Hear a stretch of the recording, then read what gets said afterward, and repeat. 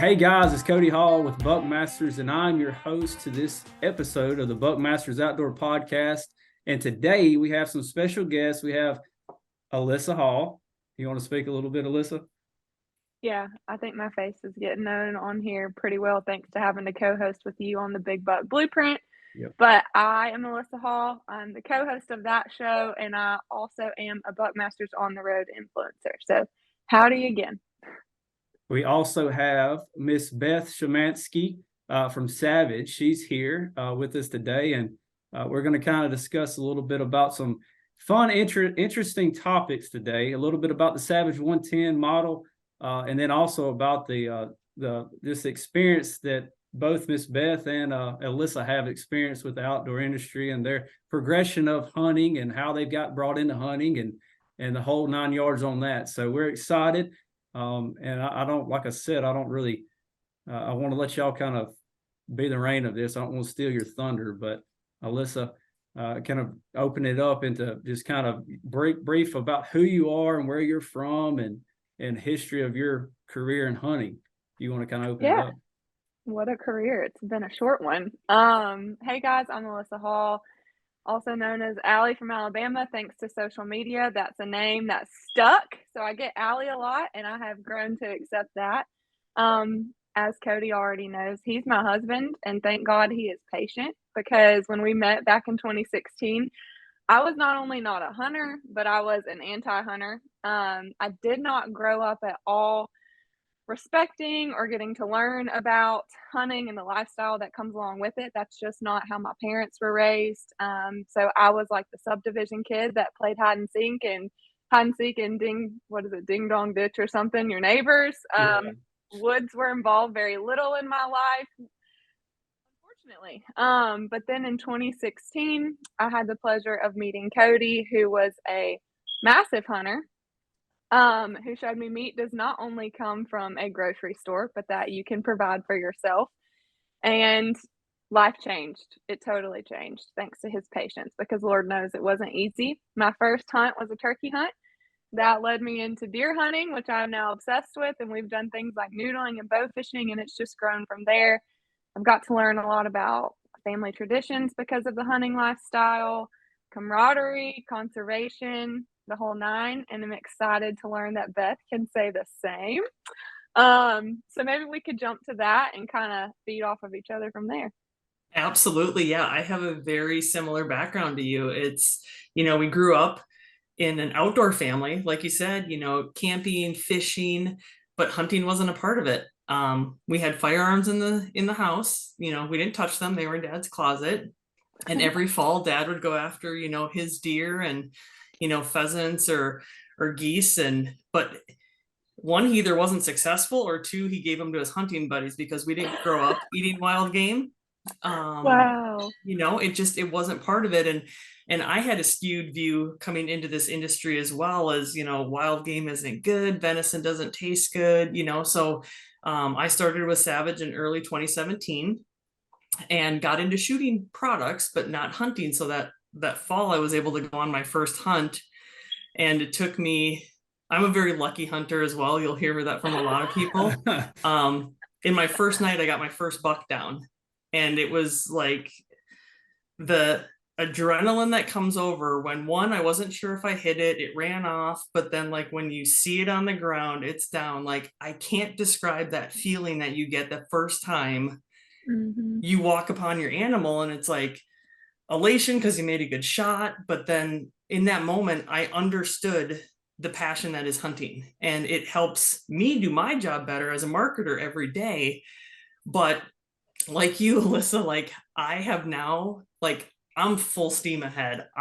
If there's a hunt opportunity, like I'm the first one to raise my hand.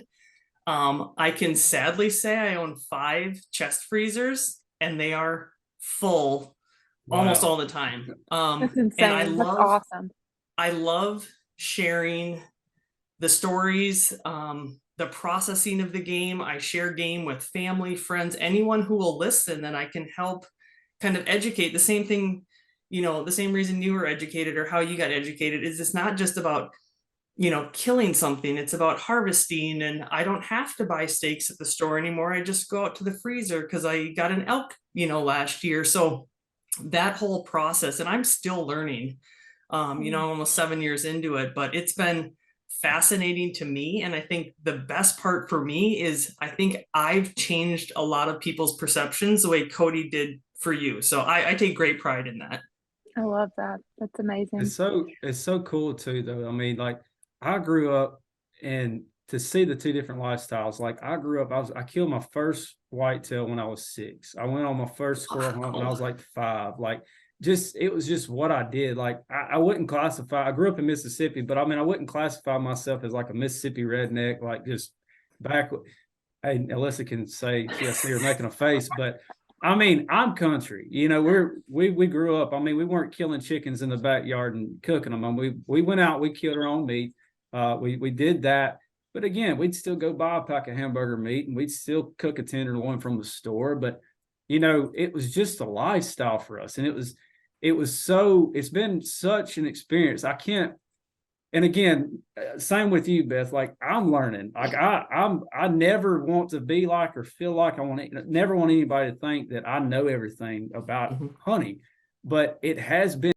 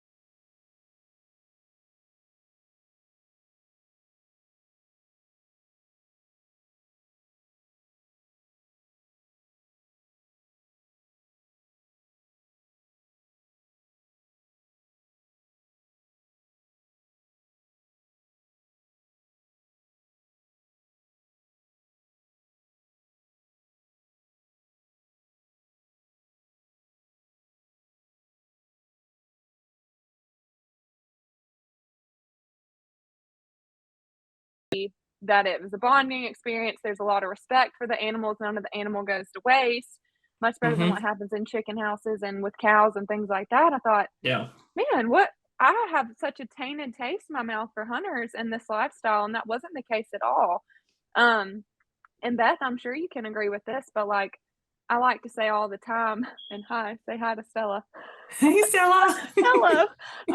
Making sure she gets in the shot. But I like to say all the time when I'm talking to people that are thinking about getting into hunting, like, I have such a different respect for hunting and for this lifestyle in general, because I remember what life was like without this. I know what voids this filled in my life and myself. I know how much closer I feel to God because of it. I know how much more full my freezer is for me and my kid if something were to happen. So, and life before that was so different, and I appreciate the fact that I had the opportunity to get in it. And I'm like you, I encourage anyone who's on the brink of trying it to try it. Yeah. It's funny. We did a kind of an R3 project last year, and we were listening to a podcast or a recap of some research that was done. And they had talked to a bunch of women about why they either do or don't, get into hunting and that side of it. And they took a few of the ladies out, and they were like, this is like yoga for men. Like, you walk into the woods and there's like this peacefulness that comes over you. And I'm like, that's completely it. I'm like, I've seen more beautiful sunsets and sunrises hunting than I have any other time in my life. I get pissed when I go into hunt camp and I have cell phone reception. Yeah. Oh, I can't disconnect. I know. Yes. But it's just, connecting with nature. And like, honestly, like, I just love watching animals now more than I ever have before. I recently moved out to the Black Hills of South Dakota, And I have so many deer and turkey in my backyard. I've got binoculars in every window, you know, and so just to respect the game, learn about the game. And then, like you said, I'm, you know, providing for family and friends and, you know, the greater circle of conservation and everything that goes into it. And like you said, the more we can educate people on that and overcome those perceptions that right or wrong, however you got them, I've found that in this, it's a tight-knit community of hunters. There is such a willingness, and our friend Allison is a great one as well, to help bring people in, and there's no stupid questions you can ask. And that was kind of my fear coming into this space. I worked in the off-road industry before, so I've been around this type of clientele, but I feel like hunters are a little bit different. So, you know, very welcoming, very willing to learn.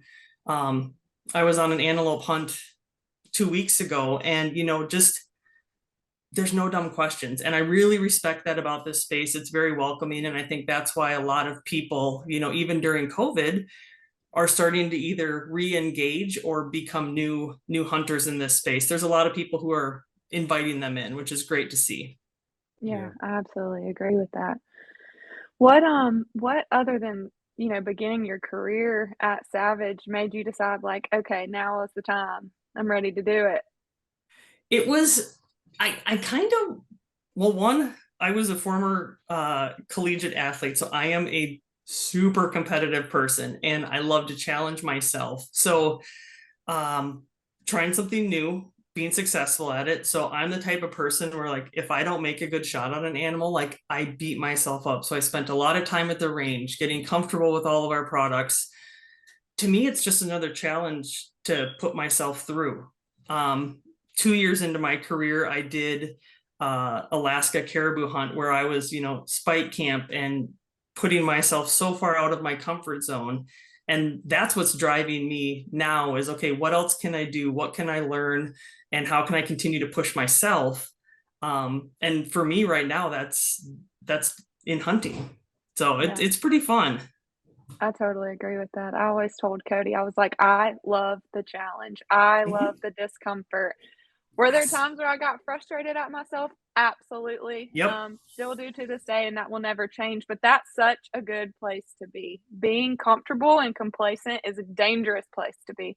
Yeah. Um, totally agree with that, Beth. Wow, I wasn't expecting Alyssa, that from this call.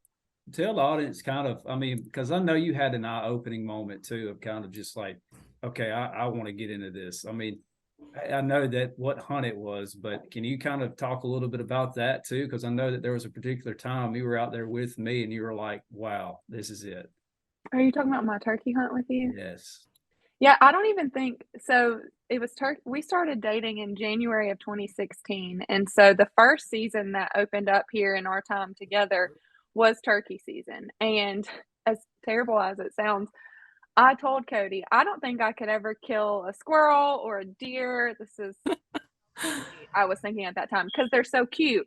But I could go on a turkey hunt and I could see if that's something I might be interested in. Maybe if I get over that hurdle, I could try something else. So You had said that a turkey wasn't necessarily as cute as a rabbit or squirrel, right? That's what you were saying. exactly. Yeah. They They are Yes, were not. ugly or they're something. not You said, I remember saying, "Hey, they're beautiful so creatures. ugly. I could shoot one of them. Let's go turkey hunting Yeah. and And compete." Cody, and another thing that kind of led me to that was Cody's from Mississippi, where they have an abundance of turkey. And so Hmm. naturally, his favorite season as a kid was turkey season. So I felt like he always talked turkey season up and how much fun it was. So I'm like, all right, let's go.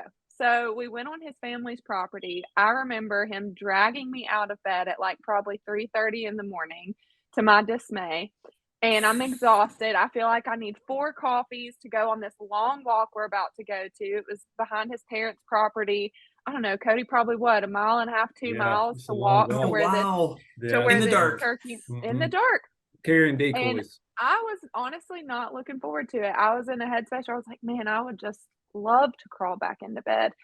Um, Never forget as we got settled behind this little bank where we thought, Cody thought, because I had no clue at the time, that this bird was going to pitch down. And we're sitting there and the sun's slowly starting to come up. And there's just like this peace over us, over the land. it's dead silent, and all of a sudden, as that sun starts to make its way, all the birds start chirping, and everybody Mhm. starts to wake up. And I'm literally getting chills right now thinking about it. And I thought, whoa, I've never experienced anything like this in my life. This is the world waking up, and I'm right here listening to it and seeing it. And just about as the sun started coming over the pasture hill, that turkey gobbled for the first time. And I felt like I melted into a puddle. I was like, "What is that? Turkeys do that? I didn't even know that was a thing." And the addiction from there, we didn't even kill a bird that morning. Probably a good thing Really? because I was in such a gosh, I don't even know what type of state of mind. Just oh my goodness, this is this incredible feeling. It was like a high.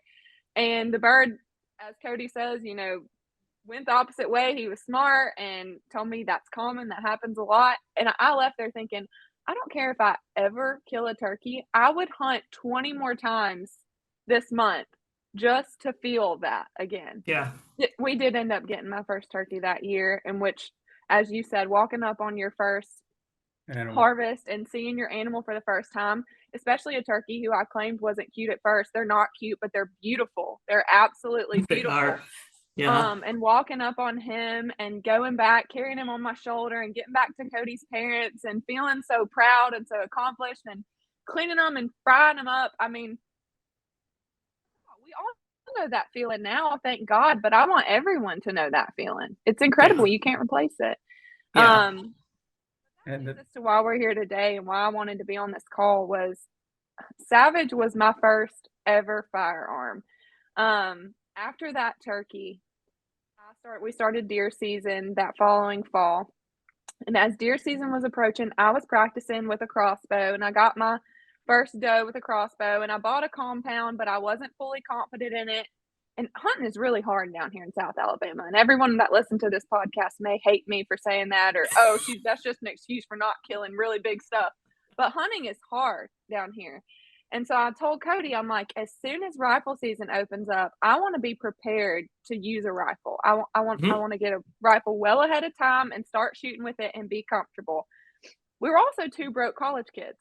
Yep. So we went to our local academy, and I held a couple of different firearms, mainly based on price, to be fully transparent. But also, Of I loved course. the look. The look of the 110 was clean. It was sleek. And when I held it, it was so lightweight. Mhm. I'm a very tall person, but I'm also I'm a beanpole. Let's put it that way. So I was terrified of having to tote around a heavy firearm. And I told Cody, I'm like, I don't even need the youth model of this thing. Like, this thing is so lightweight. It's sleek. It seems nice, but it's still affordable. Yeah. And we started shooting with that thing. Rut hit. I will never forget it. We walked out into a clear cut for one of my first hunts on a buck. Right as we walked out there, a 6-point came out, and I shot him at, babe, how far was that? It I'm was terrible at it was a yardage. good little poke. It was about 140 yards down And there. he dropped. Nice. And he dropped. Nice. And I told Cody, I said, I'll never use another gun. This is my favorite gun. I've crawled through ditches with it. I've gone up and down pasture hills with it. That poor thing, if I got it out of our gun safe right now, it looks like, dang it. Yeah. But that's still the same gun I have to this day. I probably deserve a new 110 at this point. And Cody, there's a good Christmas idea with the new model rolling out. Uh-huh. But I've never killed a deer with any other rifle. It's been that one since day one.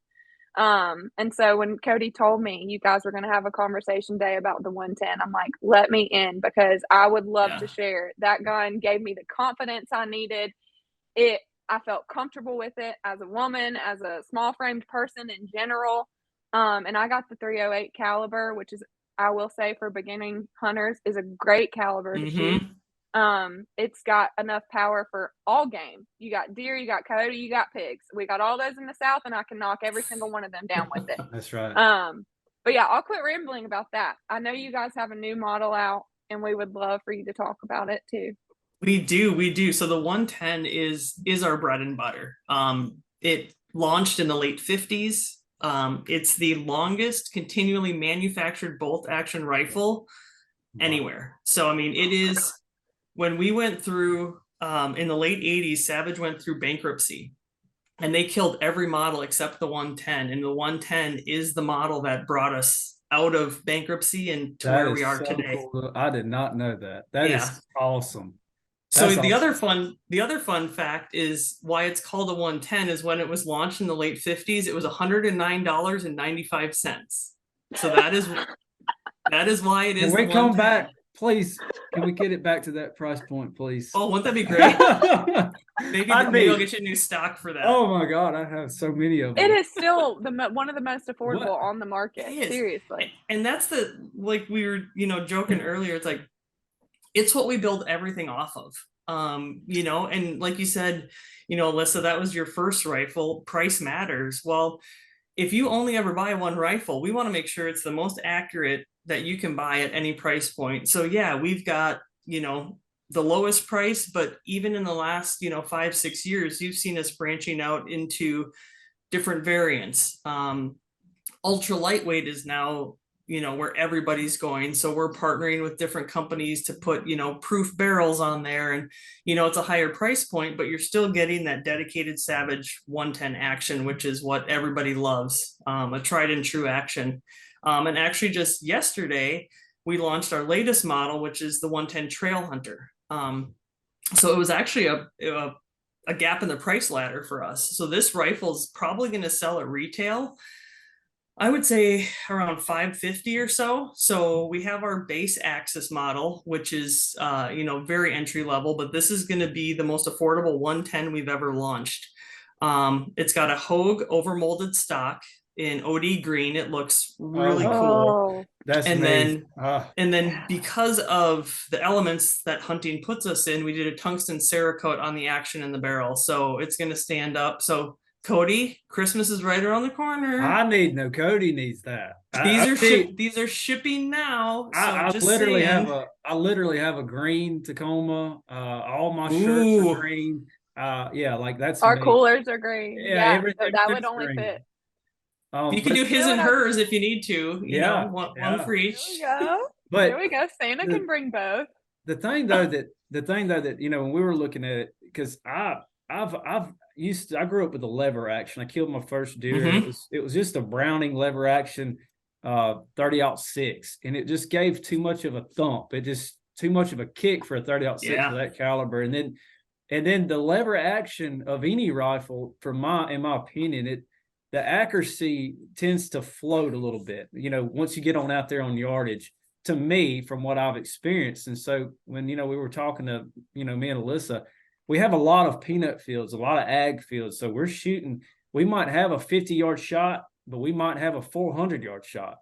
So accuracy in that bolt action of the 110 is so awesome. It is like driving tax. If you've got that sighted in on a good some good rings and a good scope, it's popping, and it's so sweet. And so that was another reason why we wanted to go for the 110, but also the caliber. If anybody's ever struggling with what caliber of rifle to get, 308, and you can't go wrong with it. I mean, the ammunition supply is there. You're right. It is a lot easier to get your hands on 308 ammo than most. Yeah. But it's a sweet. What Cody's not saying though, and I remember it like it was yesterday, is we would, be going on hunts at the same time, because at that time we didn't have a child. So no one was babysitting the kid. We were two college kids who got out of class and hit the woods. He'd drop me off. I'd go to a spot and he'd go to another. There were times he would try to take my 110. Oh yeah. He would try to take my 110 on a hunt. And Cody. I thought, So year two, I would. made Cody get his own 110. So now we both have a 110. Yeah. Love it. Love it. I know that was my first one. I've got the 110 Storm is the one I have. So stainless barrel for the elements. I've got that in 6.5 Creedmoor. And then my Caribou gun, we took the ultralight with the proof barrel because weight matters. Like you said, when you're trekking, a few pounds really adds up. So I have that in 308. And honestly, between those two rifles, it'll take down just about anything I'm going to hunt around here. So it's a great platform for us. How do you like your 6.5? I feel like that one is becoming so much more popular in the hunting space, even down here in the South. Yeah. Yeah, it is. I've taken mule deer, I've taken whitetail with it, taken a coyote with it, and to me, I think it's a little less recoil than the 308, but it's going Really? to be a very comparable performance. I think you've got some ammunition technologies that are probably a little bit advanced that you're finding in some of the 6.5 stuff, but I mean, either one does what I needed to do. So the fun thing with the new calibers that are coming out though, so some of like, Ohio, Michigan are the straight wall states. This new product we launched, 350 Legend, a great youth starter caliber. 400 Legend is just coming out. So the fun thing with this platform is because of how the 110's developed, anytime we have new entrants into the ammo space, whether it's 7 PRC that came last year from Hornady or 400 Legend from Winchester, is we're easily being able to weave this into these product platforms. So kind of no matter where you live, there's a 110 that can kind of fit what you needed to do and whatever caliber you need. So Oh, it's a that's pretty so fun cool. platform to play with. It is. Yeah, love that. Absolutely love that. That And is you awesome. guys had a group of I want to say ambassadors come out to the facility this year, didn't you? We Yeah, did, how was yeah. that? How was That was that? A good so time? it's fun. So we've worked with a lot of these ambassadors, Allison being one of them, Marcus, Scores, Ryan, but like a couple others, and we've never met them in person. Same thing with you. Like we've never met you in person, but we've known you and worked with you for a long time. So one, I think they were blown away. I mean, it's a firearms factory. It's just cool in general, but I feel like ours is an old cool. I mean, we've been in the facility since the 60s. So you Oh, think wow. like Northeast Gun Factory, like that's what you're going to find. But then in the middle of that, you find all of these new technologies, CNC machines, automation built in. And then you add in a passionate workforce that was just, they're excited to show off what they do. But then the ambassadors also got to build their own Savage. And our team did a really fun job with them of personalizing the guns, whether that's lasering something on the gun or logos for the veterans that we had there. They put Oh, whether it's Air Force, Marines, Army on the gun for them, and then you get a group of ambassadors together, and that dynamic in itself was pretty fun. So oh it yeah. was it was a great time. One, they understand us a little bit more, and hopefully they feel appreciated by us for what they do to help promote our brand. Love that so much. Oh, that's so cool.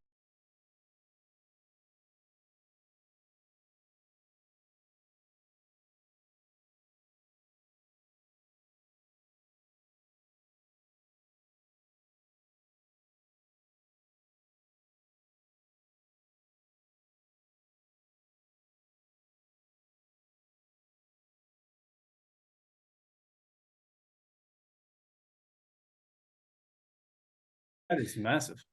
It's big. It ebbs and flows.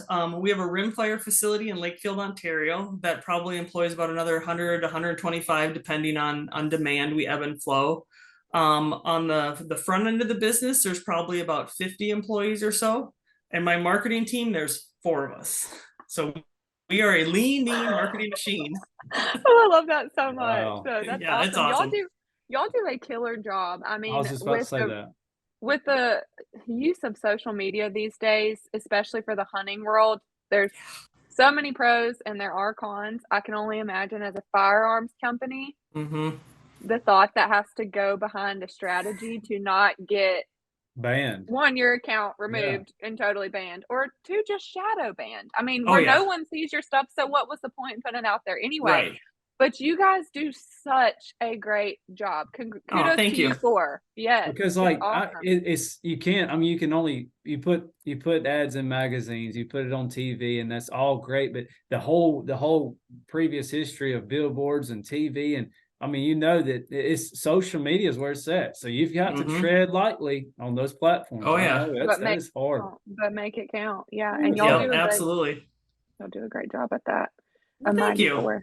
Hmm. I feel like I pulled you off topic. I didn't know if there was anything else. I know we talked about the weight and how sexy these 110s can be, Yeah. but is there anything else that's a game changer in this build? In this build, I will say this one is, like I said, this is going to be a pretty hard hitting entry level 110 for us, which is a space we haven't truly been in.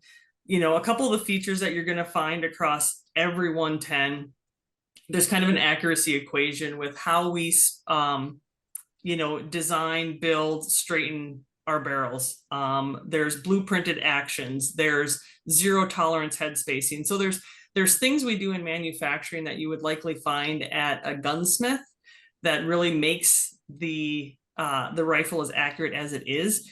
We do that at the factory. So to take that level and bring it into mass production is really what sets us apart. The other big piece that's in this gun that you're going to find in every 110 is our AccuTrigger.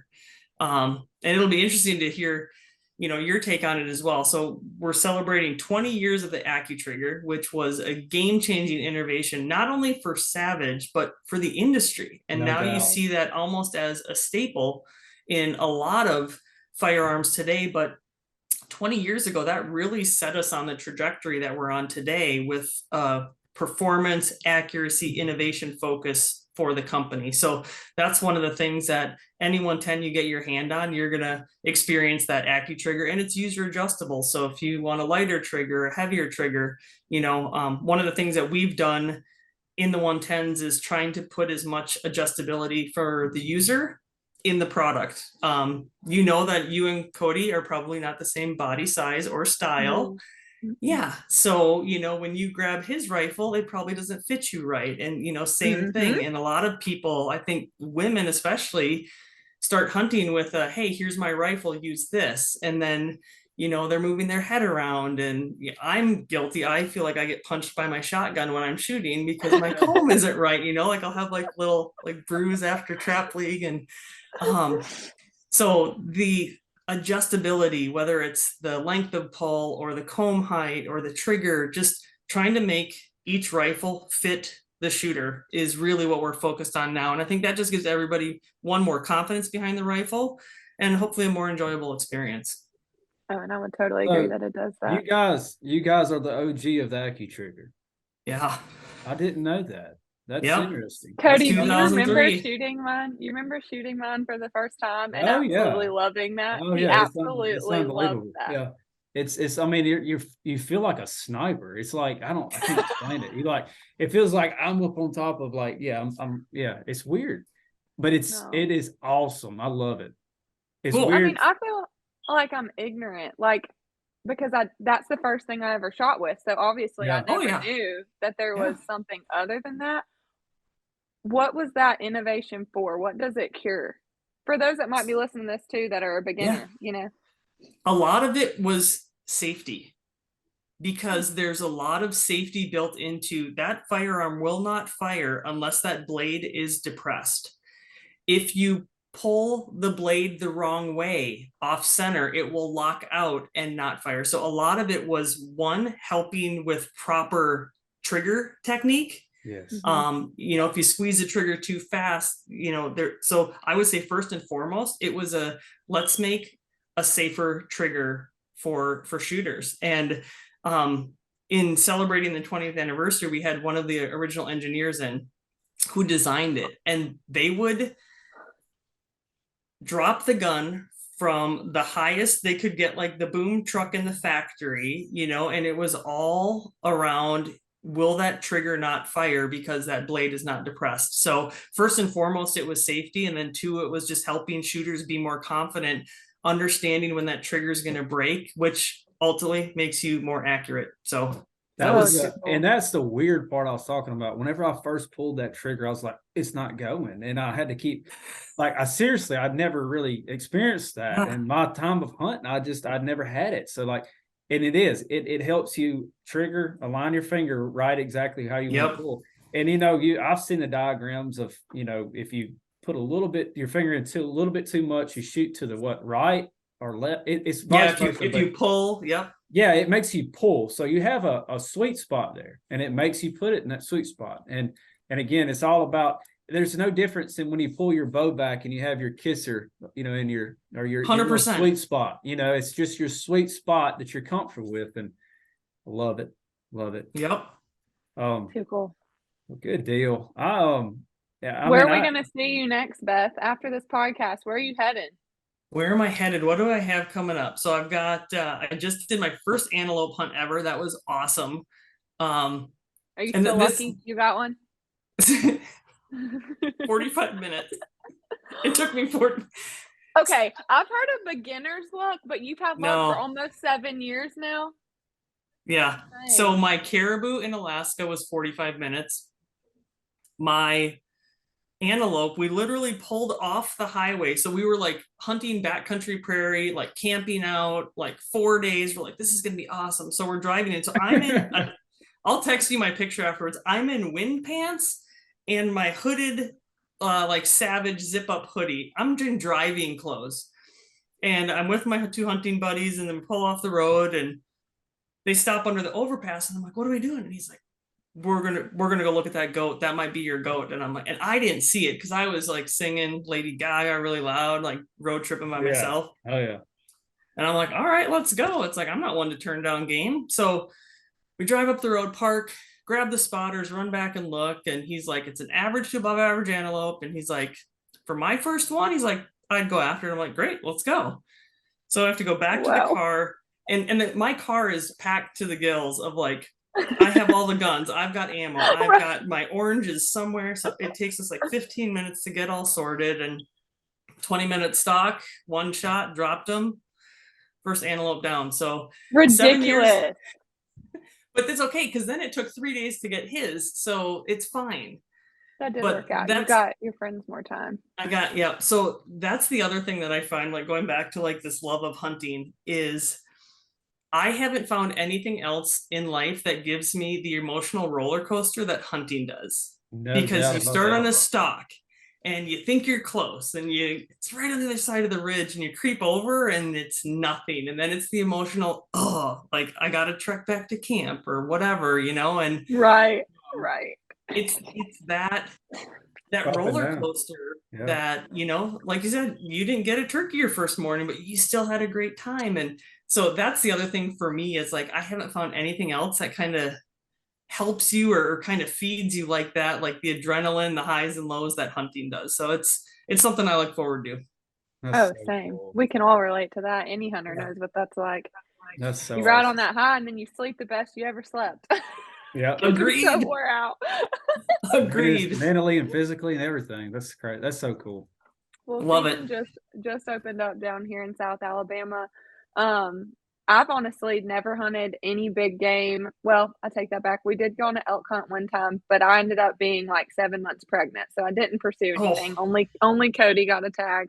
But other than that, the only hunting I've ever done is here in our backyard of South Alabama. Okay. And season just kicked off and it's going to be just bow season until November. So I'm itching to get that Savage 110 out. What, babe? Like November 20? What is it this year? It changes every year for some reason. Yeah, we always got to look. It's always right it's like there around 17th Thanksgiving. to 21st, yeah, roughly. Yeah, somewhere around Thanksgiving. I wish we had hunting like you guys do, because you guys can hunt a lot of game. Like I can shoot a turkey in Minnesota when I lived in Minnesota, like one. And it's crazy. And I know people from Alabama, the Buckmasters team, like, yeah, this year we get 4 and I can shoot like a couple does a day. And I'm like, what? I'm like, it's crazy. Yeah, we need a whole podcast to talk about state regulations and how they vary and like the pros and cons of that.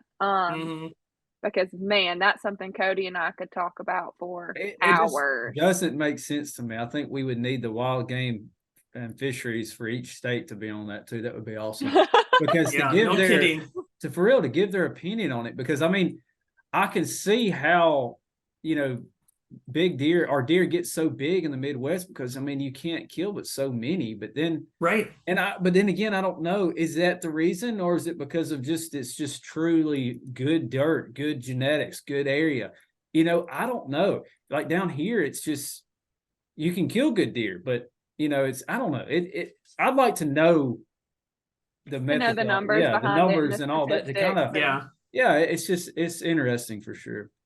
Yeah, and it's weird. So Wisconsin, you can buy tags, so they've got zones and seasons. Minnesota just has seasons, not zones, and it's Wisconsin, you can keep buying tags as long as there's tags. So if you get 4 tags, you can go get 4 turkeys. Minnesota, it's one and done. And I don't get that from a conservation standpoint, because the amount of turkeys I see, I'm like, some years it's lower, some years it's higher. So I would think that as a state, and I think you guys have done this, in Alabama, is like it'll ebb and flow based on populations. And, Minnesota, I haven't seen that change in a long time. So that's a very interesting topic for another podcast, but just to understand how are they making those rules and, doing what's best for the conservation side of it. It is interesting. Savage podcast number 2. We got to talk all these things, because I think this is something a lot of hunters, or at least the hunters that really care, are wondering, okay, where do these numbers come from? Right. What's the purpose? And what's the outcome looking like right now? Yeah. Totally agree with you on everything you said. And yeah, Alabama, we do fluctuate on things like turkey, but then there's things like catfish where the numbers have been insanely high for years on what you can keep. And as noodlers, we're witnessing what we think is the reaping of that. Yeah. And I'm like, dude, why haven't we relooked at catfish numbers? And when's the last time we looked at them? Because they're hurting. We're finding less and less. So yes, Savage podcast number 2. We got to talk about these things, even if it's and Allison's challenge has been laid down is she will never get me noodling, and my team is like, no, it's like, Allison, you got to get her, and I'm like, no, I can't do Are you it. kidding me? You said you love to challenge yourself and be uncomfortable. It is. Man, I So here's promise. You've got to come down. We'll get you on it. We got Allison on her first We'll fish. come. And I know. Allison I promise. Come. You come. I don't know. All right. What is it? Is it water or what? Oh no, I was a collegiate swimmer. It has nothing to do with water. It's the slimy things. So this is, I'm not kidding. I love fishing. Absolutely love it. I will put my own bait on. I will not take my own fish off. They are slimy and they move. People do not understand this. They're like, but you hunt. And I'm like, well, they're dead when I get up to them and process them and field dress them. It's very different. So Allison makes fun of me all the time for that. So she's my team, hilarious. Kristen on my team has laid down the challenge for Allison to get me noodling one day. Allison, I'm with you on that one. We're going to pester her or kidnap her, one or the other. It's totally happening. That totally happening. And she knows where to find you now. She knows where you work and where that is. So we could easily abduct you. She does. This is possible. Well, Beth, thank you so much. Seriously. Yeah. And like I said, I've heard your name 1,000 times and was wondering if people were crazy and you were just imaginary, but it's nice to finally see you for myself. An AI or something. Yeah.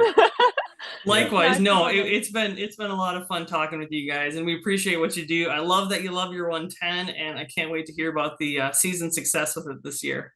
Thank you. Yeah, and for years to come, because I hope to pass that down to Addie one day for her first firearm. I think that would be great. Love it. Keep it in the family. Yeah. So thanks, hopefully everybody, if you're on the verge of becoming and stepping into the outdoor industry and wanting to become a hunter or fisherman or whoever else, or lady, woman, Alyssa and Beth can kind of help persuade you into doing that. So, and then also a little bit of knowledge has been gained for the 110. But again, we appreciate both of you guys on for this Buckmaster Outdoor podcast, and that concludes it. I guess we'll say bye. Roll Tide. Awesome. Well, appreciate everybody for listening, and thanks, Beth, for getting on for us. We really, really appreciate it. My pleasure, guys. Thank you. See ya. All right. Bye, guys.